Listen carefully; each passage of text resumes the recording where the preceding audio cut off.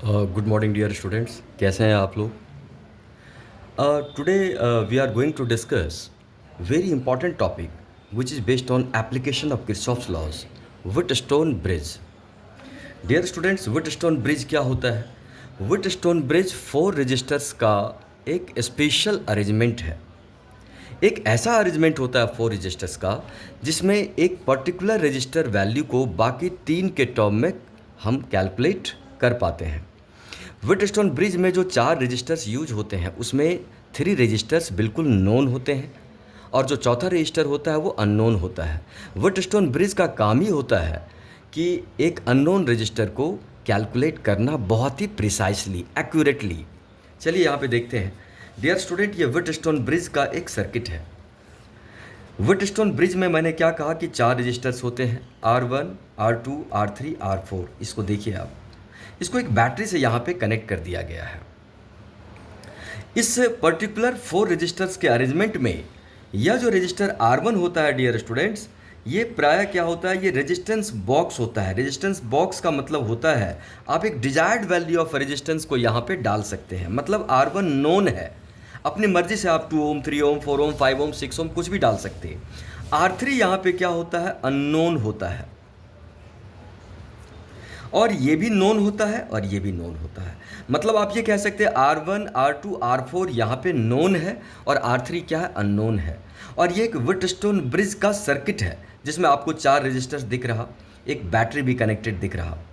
Dear student, यहाँ पे logic ये है कि जब आप R1 के वैल्यूज़ को चेंज करना स्टार्ट करते हैं तो पूरे सर्किट का इक्विवेलेंट रेजिस्टेंस भी क्या होता है, चेंज होता है। और हर रजिस्टर के अक्रॉस पोटेंशियल डिफरेंस भी चेंज होगा, क्योंकि जब आप R1 को चेंज करेंगे तो R इक्विवेलेंट चेंज होगा, तो सर्किट से जो करंट निकलेगी वो चेंज होगी। हर रजिस्टर के अक्रॉस पोटेंशियल डिफरेंस भी क्या होगा, चेंज होगा। तो एक पर्टिकुलर R1 पे जब आप R1 को चेंज करते रहते हैं तो एक ऐसा R1 आपको मिलता है जहाँ पे देखते हैं हम कि M और N के बीच कोई रजिस्टर लगा भी दें, R5 मान लेते हैं, तो इसमें कोई करंट फ्लो नहीं करती। मतलब उस पर्टिकुलर कंडीशन में M और N के बीच पोटेंशियल डिफरेंस की वैल्यू क्या हो जाता है, 0। डियर स्टूडेंट्स, हम कहते हैं कि ये ब्रिज क्या हो जाता है, फिर बैलेंस्ड हो जाता है। इस बात को मैं फिर से रिपीट करूंगा, ध्यान दीजिएगा। व्हिटस्टोन ब्रिज में ये 4 रजिस्टर्स कनेक्ट किए जाते हैं, R1, R2, R3, R4 bridge के फॉर्म में या क्रिस्टल के फॉर्म में।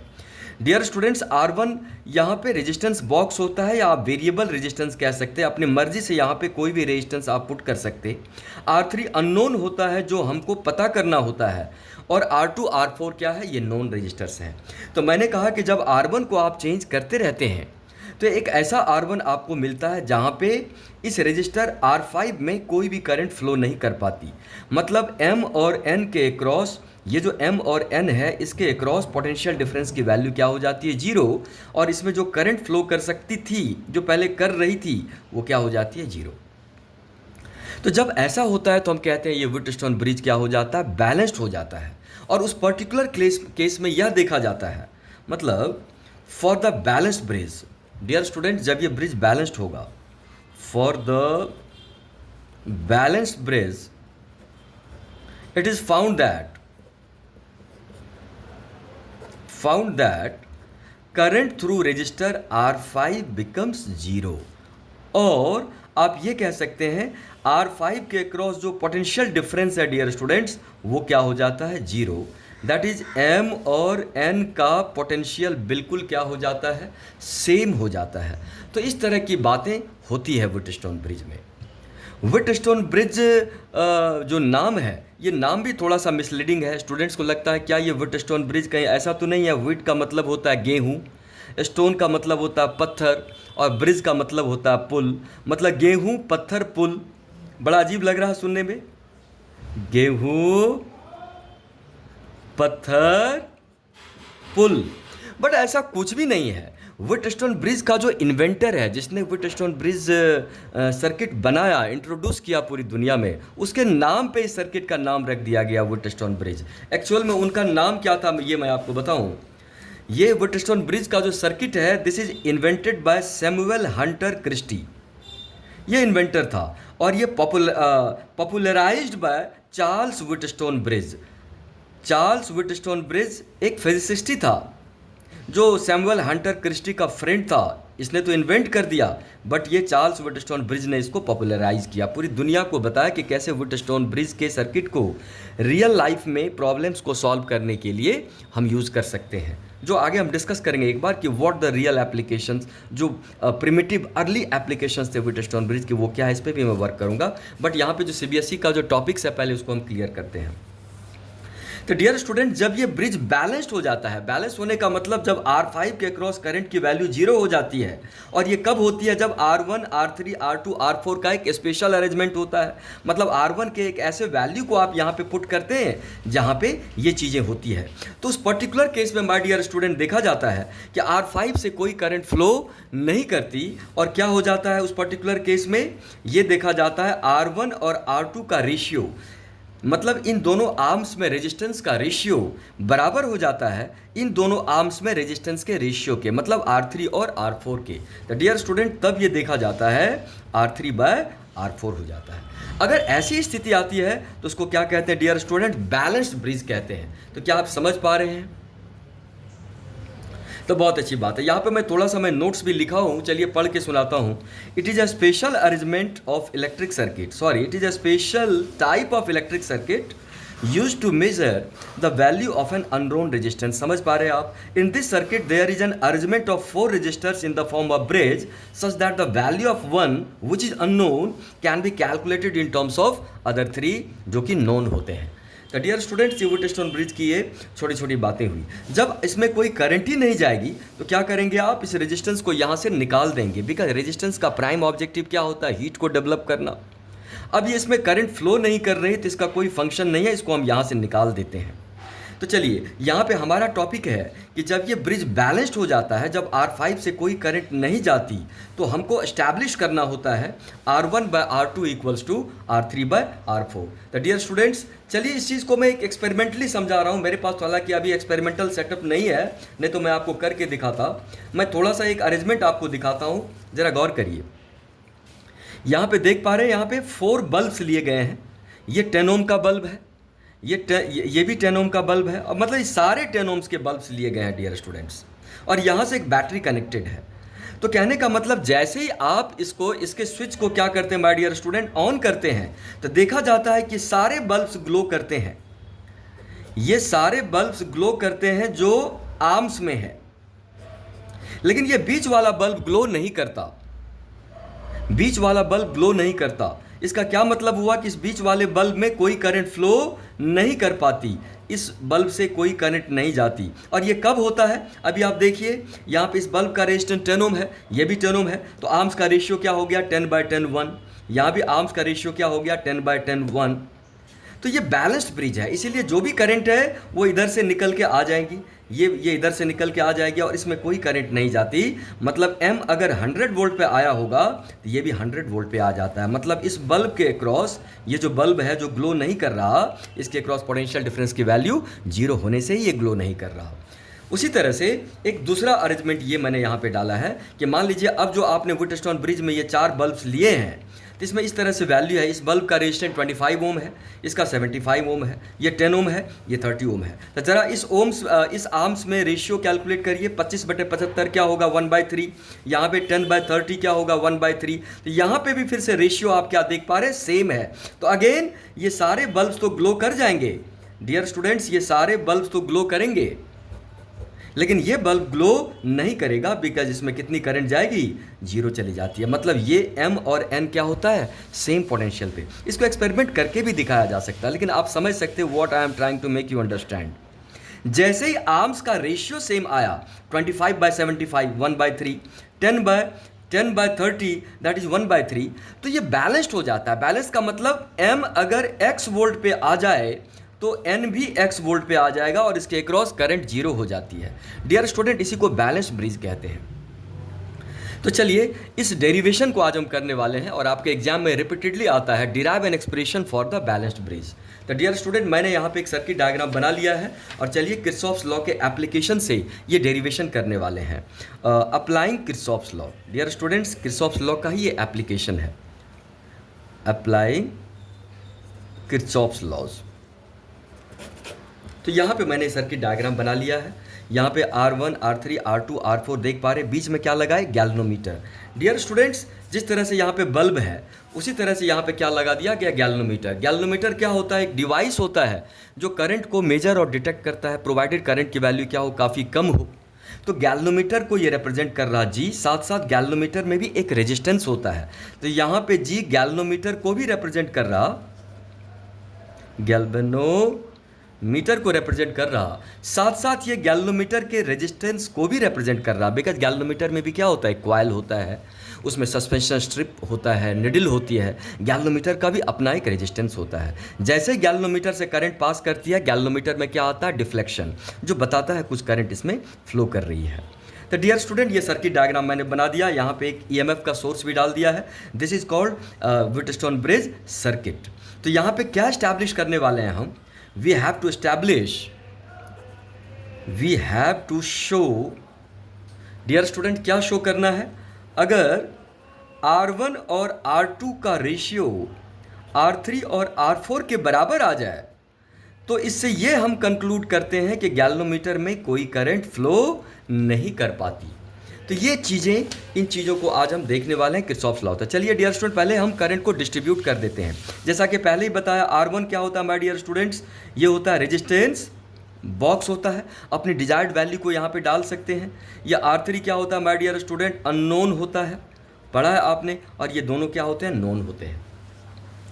तो चलिए यहाँ पे देखें, मान लेते हैं कि ये सोर्स करंट आई सप्लाई किया, यहाँ से यहाँ तक करंट आई गई। डियर स्टूडेंट, ये करंट आई यहाँ पे जंक्शन ए पे कितने पार्ट में डिवाइड होगी, 2 पार्ट्स में। मान लेते हैं यहाँ पे करंट I1 चली गई और इधर क्या करंट चली गई, I माइनस I1, 2 पार्ट में ये करंट ब्रेक हो गई किरचॉफ जंक्शन रूल के अकॉर्डिंग, किरचॉफ्स करंट लॉ के अकॉर्डिंग। समझ पा रहे हैं आप। अब मैंने आपको पहले से कहा था कि करंट का डिस्ट्रीब्यूशन हमारी मर्जी होती है, हम अपनी मर्जी से सर्किट में करंट को डिस्ट्रीब्यूट कर सकते हैं।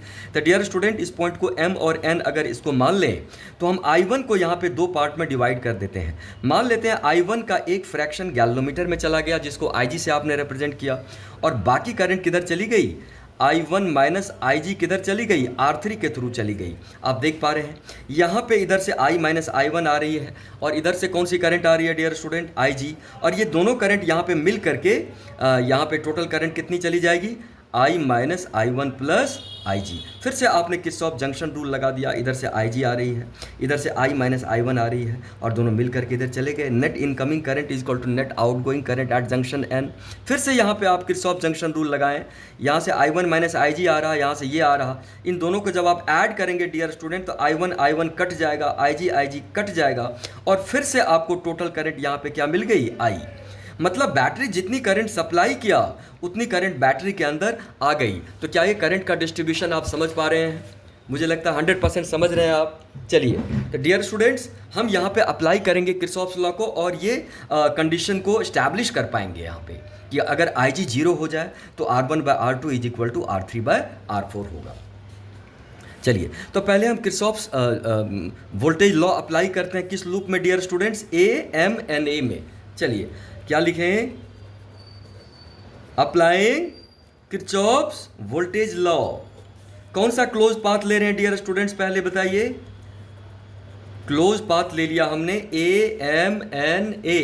चलिए यहाँ पे लिख दे रहे हैं AMNA। तो क्या होगा, किरचॉफ्स लॉ अप्लाई करेंगे, फटाक से आप A से इधर मूव करिए, जैसे क्लॉकवाइज हमने मूव किया और घूम के A पे आ जाइए। तो मैंने कहा करंट के डायरेक्शन में जब मूव करते हैं तो माइनस IR होता है, तो क्या होगा, माइनस I1R1। चलिए डियर स्टूडेंट लिख दे रहे हैं इसको क्लियरली, माइनस I1R1। आप पहुंच गए A से M तक, फिर आप गैल्वेनोमीटर को क्रॉस करेंगे, गैल्वेनोमीटर में करंट IG है, यहाँ पे पोटेंशियल डिफरेंस जब आप करंट का डायरेक्शन मूव करेंगे तो क्या होगा, माइनस GIG, और फिर आप N तक पहुंच गए। फिर आप N से A तक जाएंगे तो यहाँ पे फिर से रेजिस्टेंस में करंट के अपोजिट जा रहे हैं, तो क्या होगा, I माइनस I1 और इंटू क्या, R2। डियर स्टूडेंट्स, ये पहला इक्वेशन आपको मिला, this is the equation 1 when we apply Kirchhoff's voltage law in close path AMNA। चलिए फिर से हम किरचॉफ्स वोल्टेज लॉ को अप्लाई कर देते हैं ABNM में, MBNM में। चलिए MBNM। चलिए माय डियर स्टूडेंट्स, क्या होगा बताइए, फिर से यू मूव करके हम आ रहे हैं, बोलिए माइनस R3, बोलिए minus R3 I1 minus IG। यहाँ पे आप फिर से रेजिस्टेंस को क्रॉस करेंगे करंट के ऑपोजिट, तो क्या होगा my dear students, R4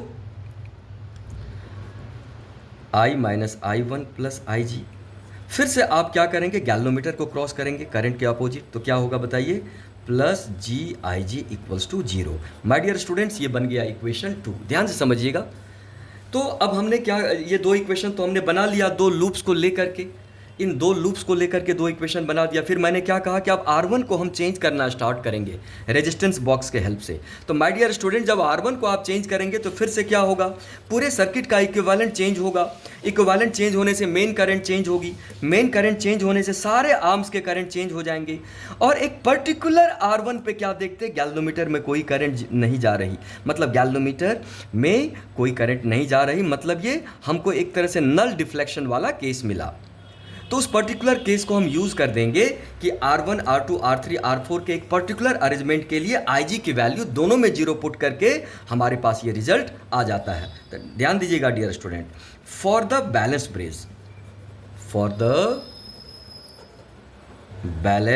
bridge, my dear students, क्या पुट करेंगे आप, IG की वैल्यू 0 पुट करेंगे। सो फ्रॉम फर्स्ट, पहले में पुट कर दीजिए IG 0, तो IG 0 पुट करेंगे तो ये तो टर्म ही 0 हो जाएगा, देख पा रहे हैं आप अच्छे से। और इसको इधर भेज दीजिए तो क्या मिलेगा dear students, I minus I1 R2 is equal to I1 R1। ये मिला पहले इक्वेशन से। एंड फ्रॉम सेकेंड से क्या मिलेगा डियर स्टूडेंट, आप IG 0 पुट करेंगे तो ये 0 हो जाएगा, यहाँ पे ये तो टर्म 0 ही हो जाएगा। तो आप इसको यहाँ रहने दीजिए और इसको इधर शिफ्ट कर दीजिए, यहाँ भी IG 0, यहाँ भी IG 0, यहाँ भी IG 0। तो डियर स्टूडेंट, इसको हम इधर रहने देते हैं R4 वाले टर्म को। तो क्या होगा बताइए, R4 I minus I1 is equal to R3 क्या, I1। ये लीजिए, आपको समझ में आ रही है बात है, ये दूसरा बना नहीं। और डिवाइड कर दीजिए, डिवाइडिंग, जब आप डिवाइड करेंगे माय डियर स्टूडेंट तो क्या होगा, डिवाइड करें, देखिए ये दोनों टर्म कट जाएंगे, करंट वाले टर्म कैंसिल होंगे और क्या मिलेगा आपको, R2 by R4 is equal to R1 by R3। या इसको आप ऐसा भी लिख सकते, R1 by R2 is equal to R3 by R4। तो डियर स्टूडेंट, ये हमारा डेरिवेशन यहाँ पे हो जाता है। आपके बोर्ड एग्जाम में 3 मार्क का डेरिवेशन ये 2023-24 में भी आया है ये, और आता रहता है, ये डिराइव करने को आएगा, derive an expression for the balance bridge applying Kirchhoff's laws. तो ये आप समझ पा रहे हैं क्या यहाँ पे हो रहा। तो डियर स्टूडेंट, ये बात आपको अच्छे से समझ में आई कि जो व्हीटस्टोन ब्रिज है, वो व्हीटस्टोन ब्रिज एक सर्किट है। ये भी किसी फिजिसिस्ट के नाम पे है, किसी फिजिसिस्ट का नाम ही व्हीटस्टोन ब्रिज था। वो फिजिसिस्ट कौन था, अभी मैंने आपको बताया कौन था वो फिजिसिस्ट। वो फिजिसिस्ट था सैमुअल हंटर क्रिस्टी, जिसने इसको डेवलप किया था और जो पॉपुलराइज्ड हुआ किससे, चार्ल्स व्हीटस्टोन ब्रिज से। उनके ऑनर में ये नाम दे दिया गया। पुराने ज़माने में जो सॉइल वगैरह होते थे, मिट्टी में क्या सॉल्ट कॉन्सेंट्रेशंस है, मिट्टी की क्वालिटी कैसी है, सॉइल के क्वालिटी को चेक करने के लिए शुरुआती दौर में व्हीटस्टोन ब्रिज को एस्टैब्लिश किया गया था, जिसमें क्या होता था कि R1 क्या होता था, सॉइल का भी अपना एक रेजिस्टेंस होता है। सॉरी डियर स्टूडेंट, गलत बोल दिया मैंने, R1 तो रेजिस्टेंस बॉक्स होता है, यहाँ पे कोई भी रेजिस्टेंस आप लगा सकते हैं। R3 क्या होता था, सॉइल के रेजिस्टेंस को हम कैलकुलेट करते थे, जो कि अननोन होता था। और अलग अलग सॉइल की जो प्रॉपर्टी होती थी वो क्या होती थी, अलग अलग सॉइल में salt concentrations, water concentrations, moisture concentrate different होने की वजह से आपको अलग अलग सॉइल में R3 के अलग अलग वैल्यूज मिलते थे। मतलब R1 को चेंज करके हम सॉइल के रेजिस्टेंस को हम रीड कर पाते थे जब ये ब्रिज बैलेंस्ड होता था। और इस रेजिस्टेंस को रीड करके हम कह सकते थे कि भाई सॉइल में सॉल्ट कॉन्सेंट्रेशन कितना है या सॉइल की क्वालिटी कैसी है। तो प्रिमिटिव टाइम में जब ये मतलब आज से 200 साल पहले ये डेवलप हुआ था, 150-200 साल पहले, तो उस समय सॉइल के नेचर को, क्वालिटी को चेक करने के लिए व्हीटस्टोन ब्रिज सर्किट का एप्लीकेशन हम लेते थे। बट आज के डेट में अननोन रेजिस्टेंस को कैलकुलेट करने के लिए मतलब बहुत ही प्रिसाइज कैलकुलेशन ये देता है अननोन रजिस्टर का। तो मेरी ये बात आपको समझ में आई। आज मैं इससे रिलेटेड सारे क्वेश्चंस को भी डाल दूंगा। उसके बियॉन्ड बोर्ड एग्जाम में जी मेन नीट में कहीं क्वेश्चन नहीं होंगे। मैं क्वेश्चन पैटर्न तैयार कर रहा हूँ और मैं आपको ये बताता हूँ ये सारा question. Thanks a lot dear students.